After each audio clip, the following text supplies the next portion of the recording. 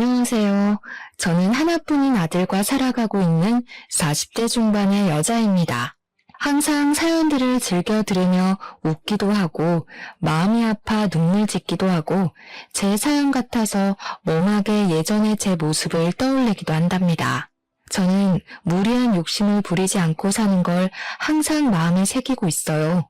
한때는 저와 가장 가까웠던 사람이 욕심으로 인해 어떻게 변해가고 망가졌는지 두 눈으로 똑똑히 보았기 때문이죠. 저와 비슷한 상황에 계신 분들이 있다면 도움이 되었으면 하는 마음으로 친한 친구에게도 말하지 못했던 제 사연을 용기 내어 한번 털어놓아 볼게요. 저는 대학 시절에 만난 동갑내기 친구와 10년이라는 긴 연애를 했답니다. 20대 중반 철없을 때의 모습부터 서로 다 지켜보고 서로에 대해서는 많은 부분을 안다고 생각했었죠. 남자친구도 저에게 참 헌신적으로 잘해주었고 이만한 성품과 다정함을 가진 남자는 드물 거라고 늘 생각해왔답니다. 우리 둘 다에게 첫 연애여서 서툰 구석도 참 많았지만 남자친구가 저를 배려하는 모습이 눈에 보였기 때문에 그토록 긴 시간을 연애하며 그 사람만 바라볼 수 있었겠죠.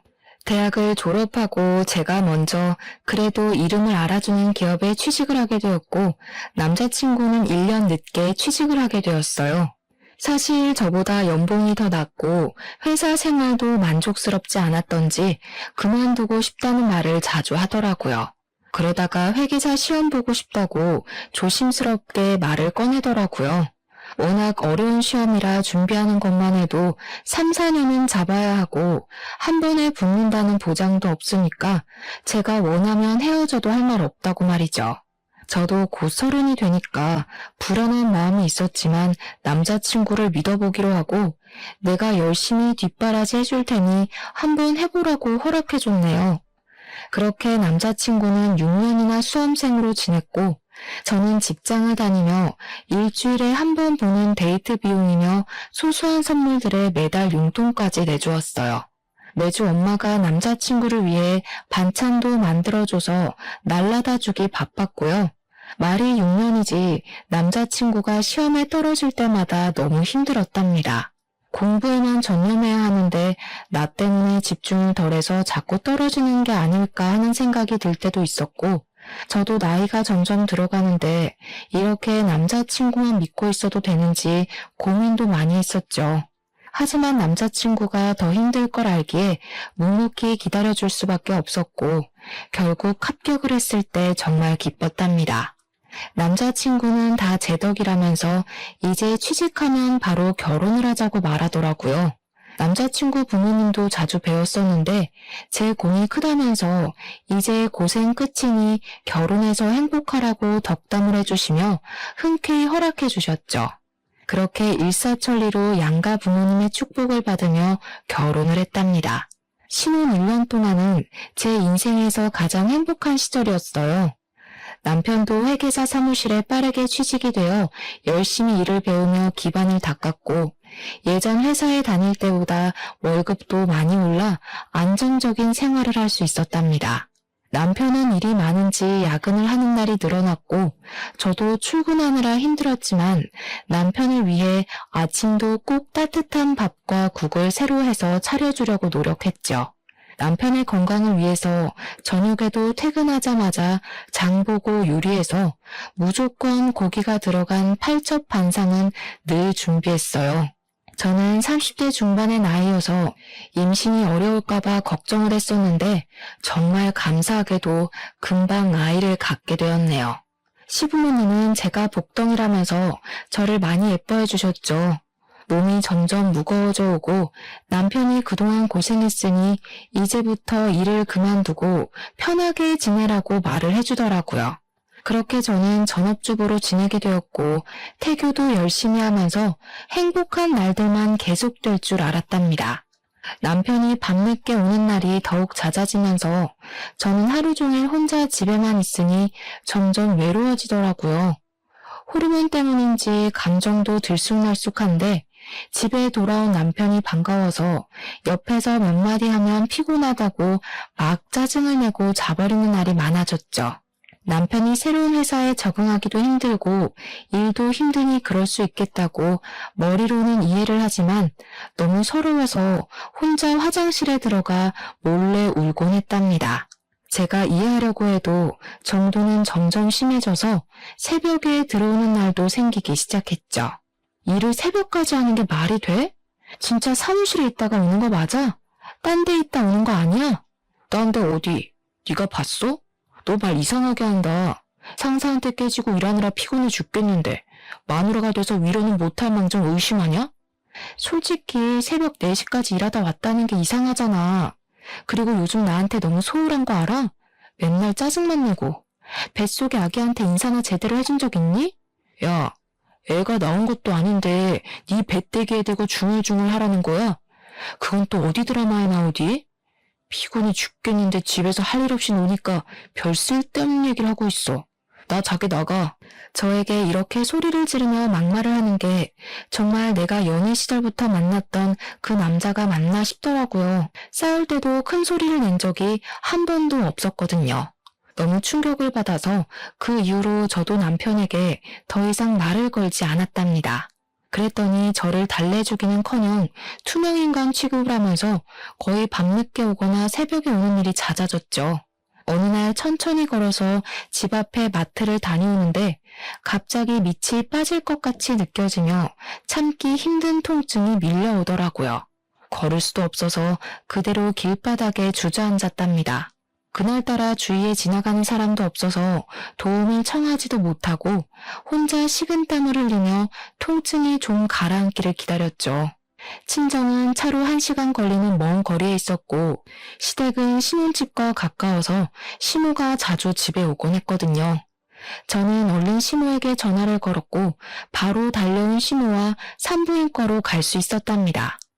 병원에선 경부의 길이가 너무 짧아졌다며 수술을 바로 하는 게 좋겠다고 하더라고요. 그렇게 저는 수술을 하고 입원을 하게 되었죠. 아기를 위해선 계속 누워 있어야 한다고 하더라고요. 저는 병실에서 힘없이 축 늘어져 있었는데 갑자기 옆에 있던 시모가 짜증을 확 내더라고요. 넌 집에만 있는 애가 왜 경부 길이가 짧아지니? 줄넘기라도 했어? 하마터면 아기가 큰일 날 뻔했잖아. 그렇게 조심성이 없니? 제가 얼마나 조심히 지내는지 어머니가 자주 와보셔서 잘 아시잖아요. 왜 그렇게 서운하게 말씀을 하세요? 얘가 뭘 잘했다고 말대답이야? 우리 손주 잘못됐으면 어쩔 뻔했어. 우리 아들은 매일 힘들게 일하는데 넌 집에서 가만히 있으면서 애 하나 간수하는 게 그렇게 어렵니? 아기는 저 혼자 지키나요? 애 아빠가 얼마나 무심한지 아기 잘 있냐고 연락 한 번을 안 해요. 요즘 매일 새벽에 들어와서 얼굴도 못 보고 살아요. 보세요. 지금도 어머니가 저 병원에 있다고 전화했는데도 연락 한 통 없잖아요. 내 앞에서도 이렇게 남편 흉을 보는데 지 부모 앞에서는 어쩔까 몰라. 너 그렇게 안 봤는데 아주 앙칼지다. 남편이 일하느라 연락 못하는 건 당연한 거고 늦게 들어오면 힘들겠다고 걱정을 해줘야지. 너는 끝까지 네 생각뿐이야? 더 이상 대화를 해봤자 속만 더 상할 것 같아서 저는 눈을 감아버렸어요. 시모는 씩씩대더니 문을 쾅 닫고 가버리더라고요. 저는 서러움에 몰려와서 감은 눈에서 쉴 새 없이 눈물이 흘러내렸답니다. 남편은 제가 이틀 동안 입원해 있는데도 찾아오기는커녕 연락도 하지 않았어요. 저는 친정아버지의 부축을 받아 집으로 돌아왔고 엄마가 옆에서 보살펴 주시고 밥도 차려주셔서 기운을 좀 회복할 수 있었답니다. 친정 부모님은 남편의 태도에 화가 나셔서 한마디 하실 요량으로 밤늦게까지 기다리시다가 결국 집으로 돌아가셨어요. 남편은 또 새벽 늦게 술에 취해서 들어왔더라고요. 저는 침대에 누워있어야 했기 때문에 며칠째 씻지도 못하고 누워있었는데 남편은 방에도 들어오지도 않더라고요. 저는 결국 방으로 오라고 소리를 질러댔고 남편이 짜증이 가득한 얼굴로 들어오더라고요. 네가 인간이야? 내가 수술받고 입원해 있는데 괜찮냐는 연락 한 통 없을 수가 있어? 그리고는 또 새벽에 들어와. 이게 간땡이가 부었나? 어디 남편한테 막말을 해. 이래서 너처럼 수준 안 맞는 애랑 살 수가 없어. 너는 참 팔자 좋다. 남편이 회계사라 돈도 잘 벌어다 줘. 일도 안 하고 집에서 쳐놀고. 뭐? 쳐놀아? 내가 너 6년을 먹여 살렸는데 나는 1년도 집에서 못 노니? 거기다 네 애까지 임신했는데 너 툭하면 그 얘기하는데 내가 회계사 된 게 진짜 네 덕인 줄 알아? 내가 공부해서 내가 시험 붙은 거야. 네가 시험 대신 봐줬냐? 자꾸 네가 뒷바라지 했다고 발목을 잡아대니까 내가 정이 더 떨어지는 거야. 말 다 했어? 너 진짜 나랑 10년 연애했던 남자랑 같은 놈 맞니? 왜 이렇게 변했어? 아니 이게 네 본 모습이야? 아 시끄러워. 너랑 말싸움하기도 지겨워. 너 집에서 논다고 머리도 안 감냐? 돼지처럼 살이나 찌고 떡지고 냄새나고 진짜 역겨워. 에이. 남편이 코를 막는 신용으로 하면서 방문을 쾅 닫고 나가버리는데 진짜 기가 막히더라고요. 당장이라도 따라 나가서 멱살을 잡고 싶었지만 흥분하면 아기가 위험해질 수 있으니 저는 안간힘을 다해 마음을 진정시키려고 애썼답니다. 저는 시모에게 울면서 전화를 했는데 저에게 괜찮냐고 위로를 해주지도 않더라고요. 그러고는 아기가 우선이니까 일단 친정집에 가서 출산할 때까지 가 있으라고 쌀쌀맞게 말하는 게 아니겠어요? 저는 그렇게 몇 달 동안 친정집에서 지내며 출산 준비를 했답니다. 남편은 역시나 연락 한 통 없었고 친정아버지는 남편을 만나기만 하면 가만 안 둔다며 우라통을 터뜨리셨죠. 그렇게 저는 출산을 하게 되었답니다. 남편 없이 15시간 진통을 한 끝에 우리 아들을 만날 수 있었죠. 그래도 아기는 보고 싶었는지 저녁에 남편과 시부모와 함께 왔더라고요. 친정아버지는 남편을 보자마자 멱살을 잡고 네가 이러고도 남편이냐며 호통을 치셨어요. 시부가 중간에서 말리며 겨우 일단락이 되었는데 기가 막히게도 남편은 죄송하다는 말은 절대 하지 않더라고요. 역시 팔은 안으로 굽는다고 시부모도 제 편을 들지 않고 요즘 일이 많아 힘들어서 그런다며 이해를 좀 해달라고 아들을 감싸는데 정이 점점 떨어졌답니다. 아기가 태어난 후에도 더하면 더했지 남편은 조금도 달라지지 않았답니다. 밤늦게 들어와서 곤히 잠든 아기 얼굴만 쓱 보고 태평하게 코를 골며 잠을 잤죠. 중간에 아기가 깨서 울면 짜증을 어찌나 내던지요.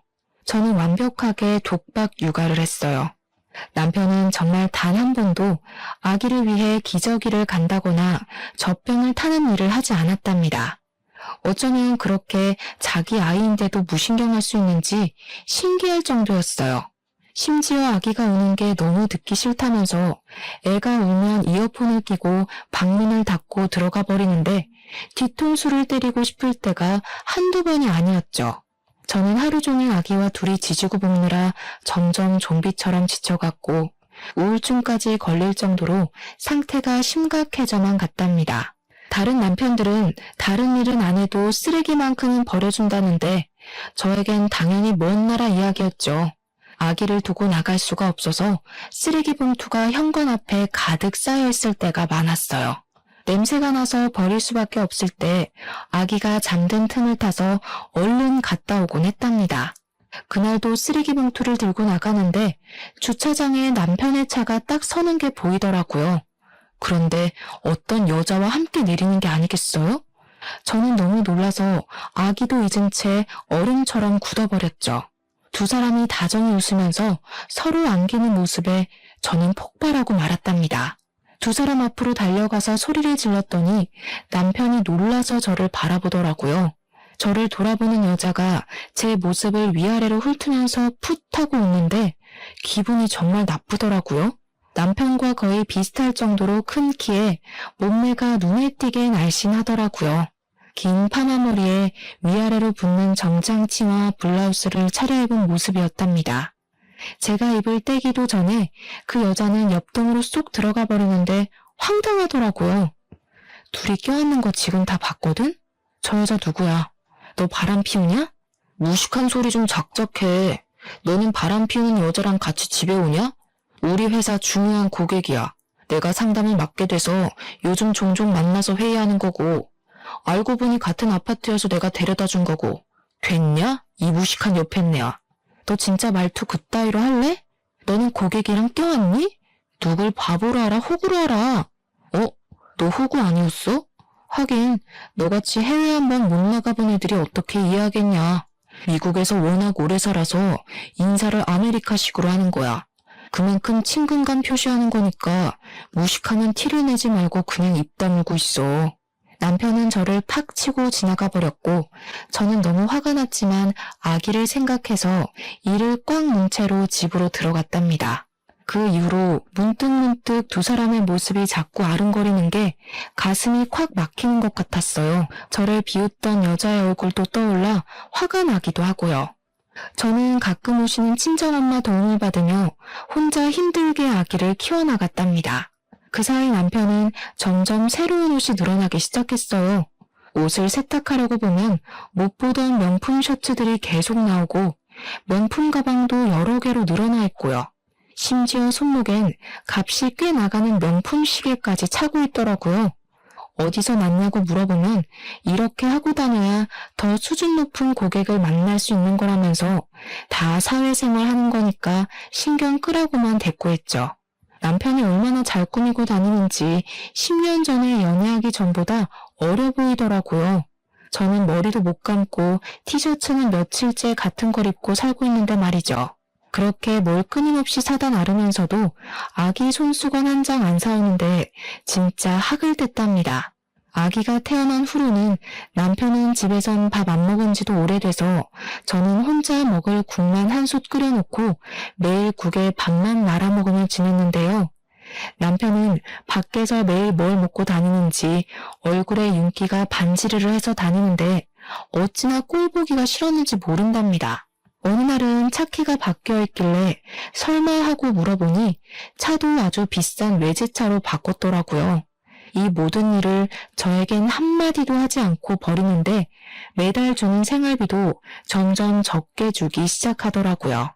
저는 말하기가 치사해서 웬만한 아기용품은 제가 모아둔 돈에서 사고는 했답니다. 어느 날 오랜만에 시모가 전화를 해서는 반찬을 좀 했다고 주러 온다고 하더라고요. 시모가 오겠다는 시간이 지나도 연락이 없어서 저는 시모를 기다릴 겸 아기와 산책도 할 겸 유모차를 끌고 단지 앞을 한 바퀴 돌고 있었어요.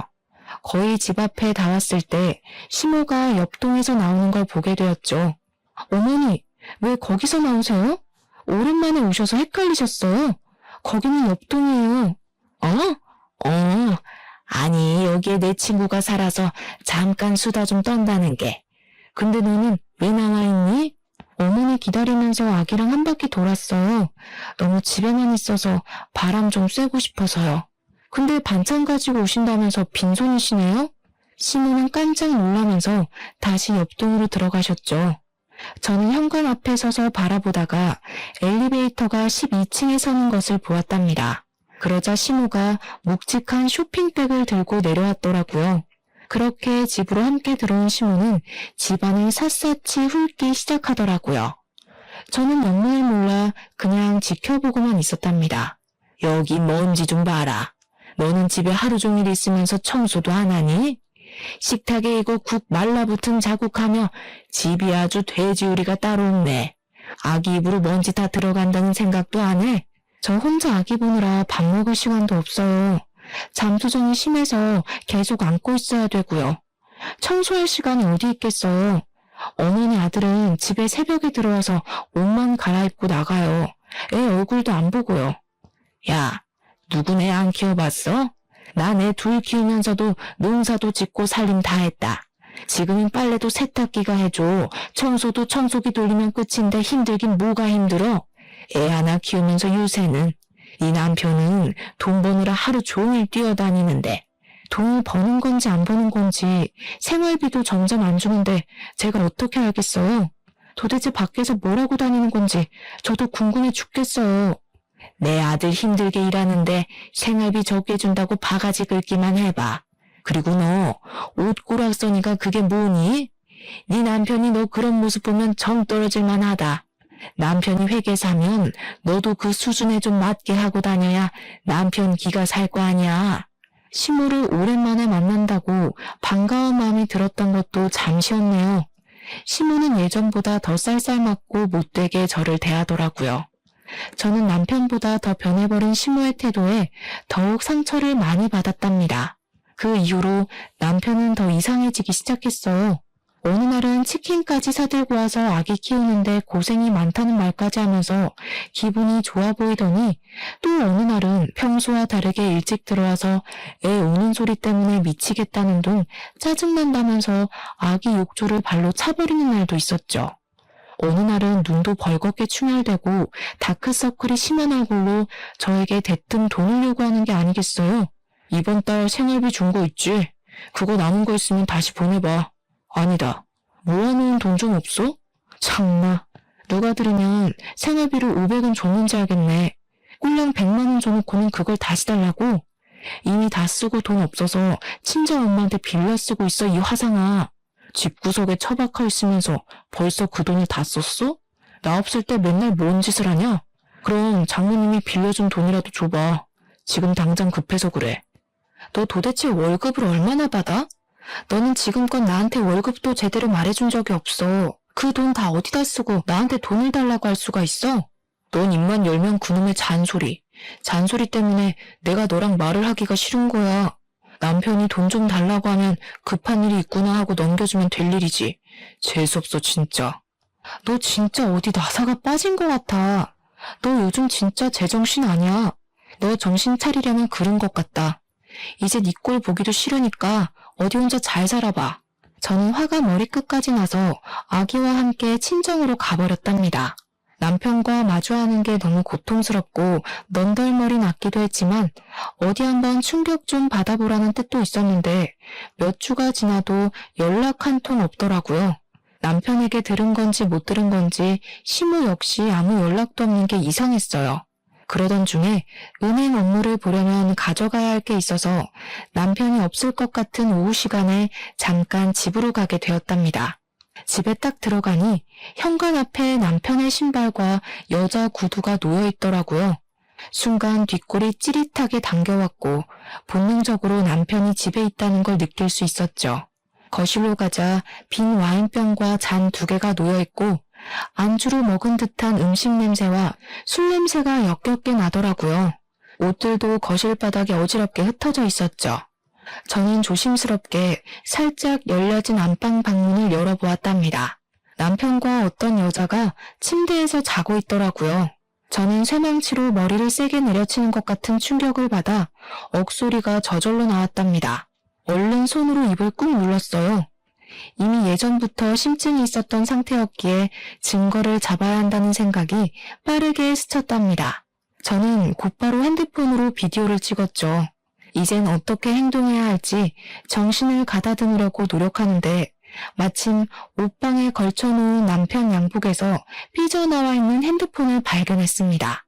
무슨 알림이 이렇게 많이 오는지 화면이 계속 깜빡이더라고요. 저는 핸드폰을 확인해 보았답니다. 어디로 입금하라는 메시지가 수도 없이 와 있고 전화도 몇십 통이 와 있더라고요. 얼른 사진들을 확인해 봤는데 상간녀와 찍은 사진은 없고 주식 그래프 같은 알 수 없는 그래프만 많더라고요. 어쩐지 수상한 느낌이 들어서 그 중에서 몇 장을 제 핸드폰으로 옮겨 담았답니다.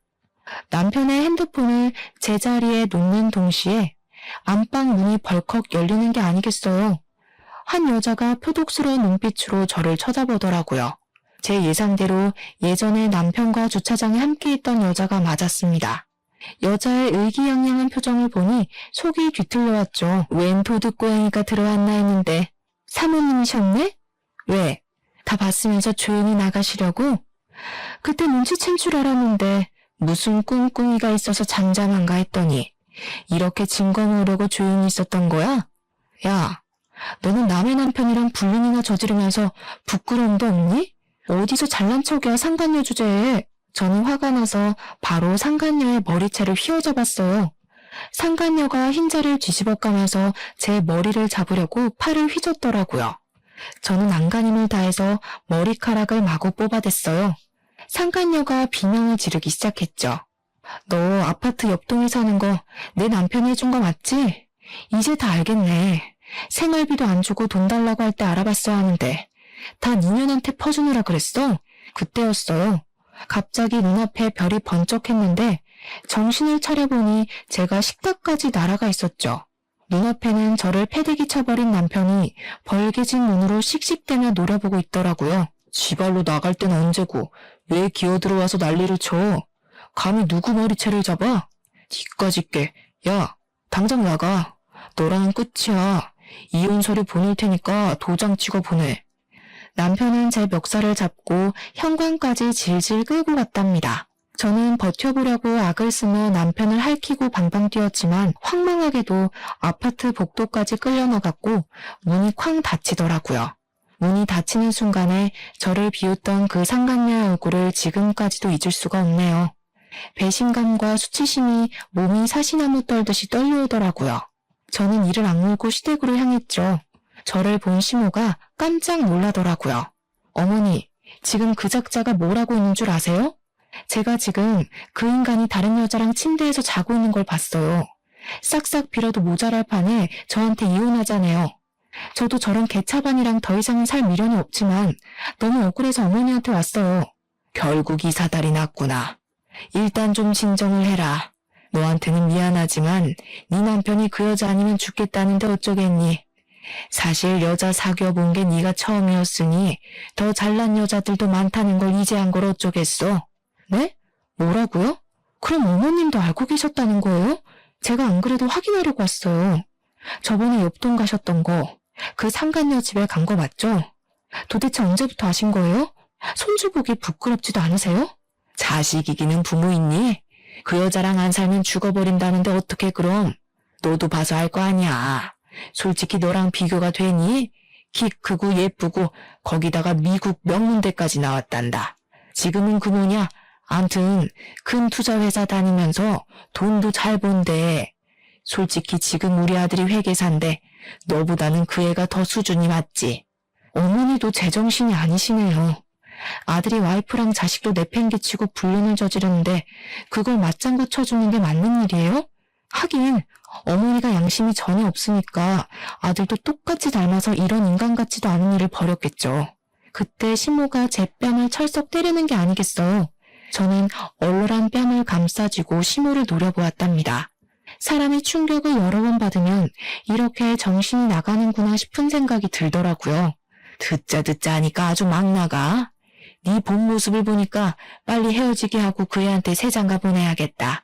네 수준에 회계사 남편 뒀으면 감사합니다 하고 수발이나 잘 될 것이지.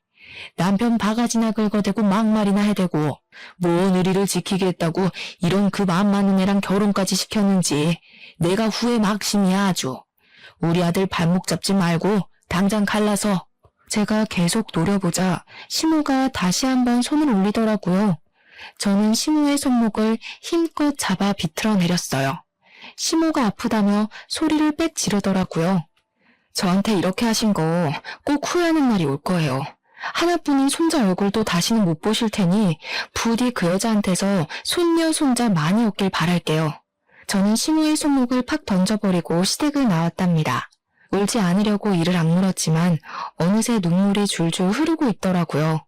정처 없이 걸어가는 내내 남편을 처음 만난 순간부터 지금까지의 일들이 단편 영화처럼 차르륵 머릿속을 지나갔답니다. 이런 결말을 맞이하려고 그렇게 아낌없이 사랑했나 싶은 마음에 나 자신이 정말 바보 같을 뿐이었죠.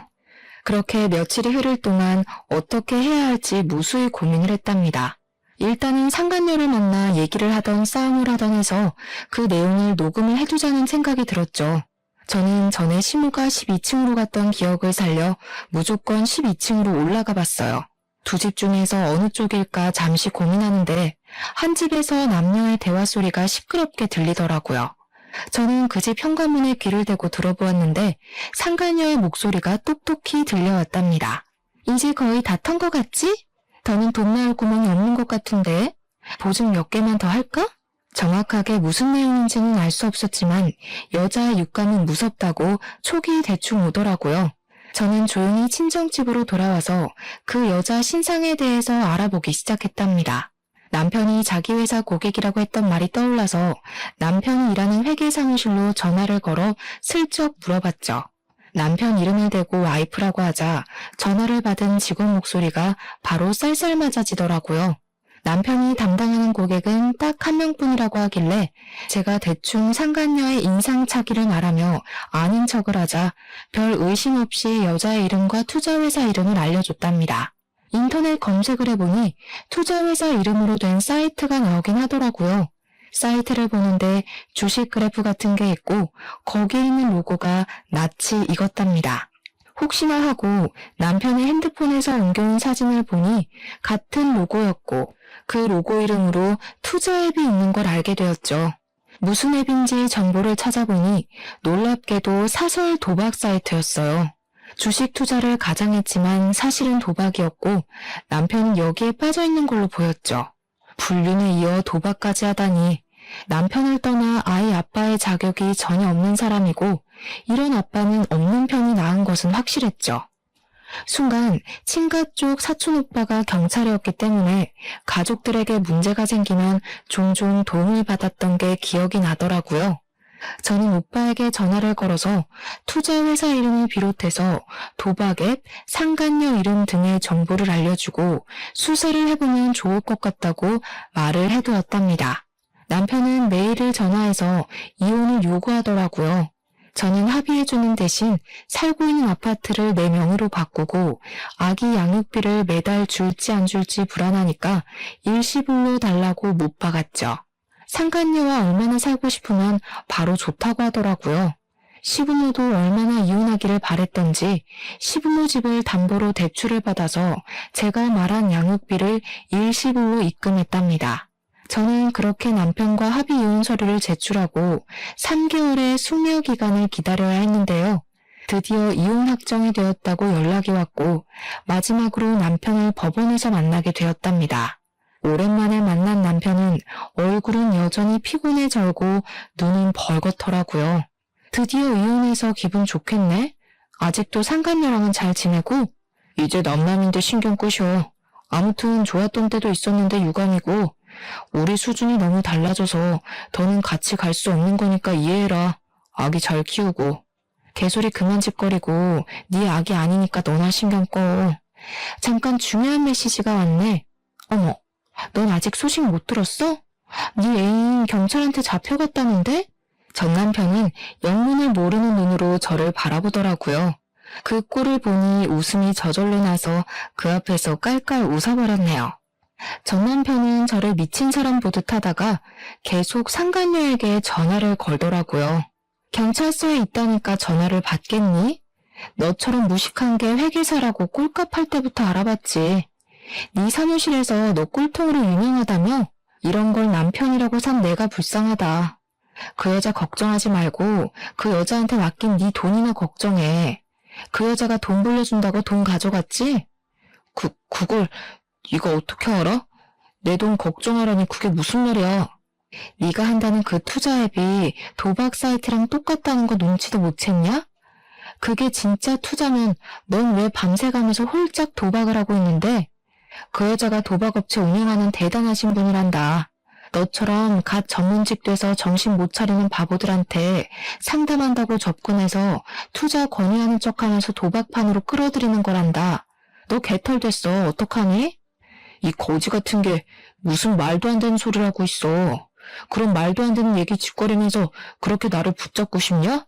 내가 투자한 돈이 자그마치 5억이야. 어제만 해도 내가 10억으로 불어난 걸 확인했는데 재수없게 그딴 소리를 해? 전 남편은 얼굴이 백지장처럼 하얘져서 저한테 바락바락 악을 쓰더라고요. 저는 전 남편을 비웃으며 차근차근 말을 이어나갔죠. 그 10억이 은행에 들어있는 거 아니잖아. 네 애인 투자 회사에서 보여주는 잔고잖아. 그 정도 조작은 나도 하겠다. 아 맞다. 네가 내준 아파트 보증금도 이미 다 털어먹었단다. 남편은 손을 부들부들 떨면서 털썩 주저앉아 버리더라고요. 아, 그리고 회사에서 연락 안 왔어? 너 계약 해지됐을 텐데. 여러모로 잘 해결해봐. 저는 입을 벌리고 멍하게 앉아있는 남편을 미련 없이 등지고 돌아섰답니다. 상간녀가 남편이 이혼을 한다는 걸 알고 그 전에 아파트 보증금까지 정리해서 아파트를 나가려고 할 때 경찰이 급습해서 체포를 하게 된 것이었는데요. 제가 상간녀의 거주지를 이미 경찰에게 알려줬기 때문에 쉽게 잡을 수 있었던 거였죠. 거기다 이미 3개월 전부터 제가 준 정보를 바탕으로 수사를 시작했기에 그 도박 사이트에서 피해를 입은 수많은 피해자들을 찾을 수 있었고 증거도 넘쳐났다고 하더라고요. 경찰인 사촌오빠 말로는 상간녀가 이미 사기 혐의로 전과가 있는 데다가 이번엔 규모가 큰 도박과 사기 혐의로 체포된 거라 형량이 높을 거라고 기팀해 주었답니다. 사실 저는 이혼 확정 받을 날만을 기다리고 있었거든요.